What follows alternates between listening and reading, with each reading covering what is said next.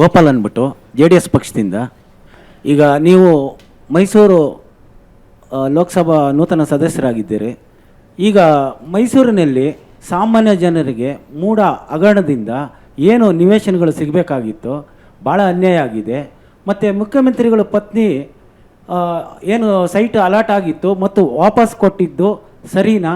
ಮತ್ತು ಈಗ ಅನ್ಯಾಯ ಆಗಿರುವಂಥ ಹಲವು ರಾಜಕಾರಣಿಗಳು ಇದರಲ್ಲಿ ಆರೋಪಿಗಳಾಗಿ ಭಾಗಿಯಾಗಿದ್ದಾರೆ ಅಂತ ಮುಂದಿನ ದಿನಗಳಲ್ಲಿ ತೀರ್ಪು ಬರ್ಬೋದು. ಸಾಮಾನ್ಯ ಜನರಿಗೆ ನೀವು ಯಾವ ಪಾಯಿಂಟ್ ಟೇಕನ್ ಪಾಯಿಂಟ್ ಮೂಢಾಗರಣ ಫಾಲೋ ಅಪ್ ಮಾಡ್ತಿದ್ದೀರಾ? ಇಲ್ಲ, ಮೈಸೂರಲ್ಲಿ ಅದಕ್ಕಿಂತ ದೊಡ್ಡ ವಿಷಯ ಇಲ್ಲ. ಮೂಢ ಏನು ಹಗರಣ ಇದೆ, ವಾಲ್ಮೀಕಿ ಹಗರಣಗಳಿದೆ, ಅದು ಒಂದು ರೀತಿ ಕಪ್ಚುಕಿ ಆಗಿದೆ ಈ ಕಾಂಗ್ರೆಸ್ ಸರ್ಕಾರಕ್ಕೆ.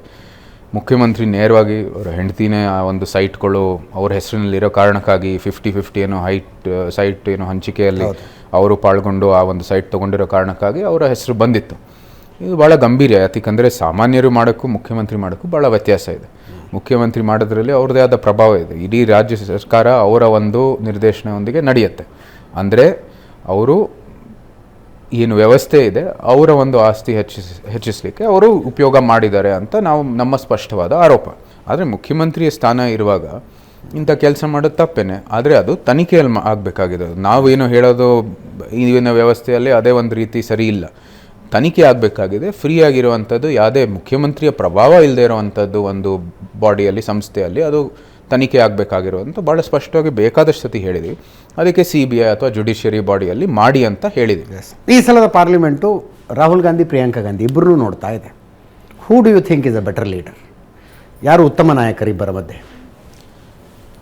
ನಾನು ಆ ಥರ ಯಾವುದೇ ರೀತಿಯ ಒಂದು ತೀರ್ಮಾನಕ್ಕೆ ಬಂದಿಲ್ಲ. ನನ್ನ ಏನಿದೆ ಅಂದರೆ ಅವರ ಪಕ್ಷದಲ್ಲಿ ಯಾವುದೇ ರೀತಿಯ ಒಂದು ಹೊಂದಾಣಿಕೆ ಇಲ್ಲ. ಅವರು ಮಾಡೋದು ಒಂದು, ಹೇಳೋದು ಒಂದು, ಮತ್ತು ಅವರು ಯಾವ ರೀತಿ ಅಧಿವೇಶನನ ನಡೀಲಿಕ್ಕೆ ಬಿಡಲಿಲ್ಲ ಅದನ್ನ ನಾವು ವಿರೋಧವಾಗಿ ಯಾವಾಗಲೂ ಇದ್ದೇ ಇರ್ತೀವಿ. ಯಾಕಂದರೆ ನೀವು ಅಧಿವೇಶನದ ಚೌಕಟ್ಟಿನಲ್ಲಿ ಕೆಲಸ ಮಾಡಬೇಕಾಗಿದೆ. ಏನು ಅಧಿವೇಶನದ ಪ್ರಕ್ರಿಯೆ ಇದೆ ಅದೇ ಅಂತೆ ಕೆಲಸ ಮಾಡಿದ್ರೆ ಎಲ್ಲರಿಗೂ ಅನುಕೂಲ ಆಗುತ್ತೆ. ಯಾಕಂದರೆ ಅವ್ರಿಗೆ ಆಸೆ ಇರೋದು ಚರ್ಚೆ ಮಾಡೋದು, ಆದರೆ ಚರ್ಚೆ ಮಾಡೋಕ್ಕೆ ಬಿಡಬೇಕಲ್ಲ, ಅಧಿವೇಶನ ನಡಿಬೇಕಲ್ಲ ಚರ್ಚೆ ಮಾಡೋಕ್ಕೆ. ಸೊ ಆ ನಿಟ್ಟಿನಲ್ಲಿ ಅವರು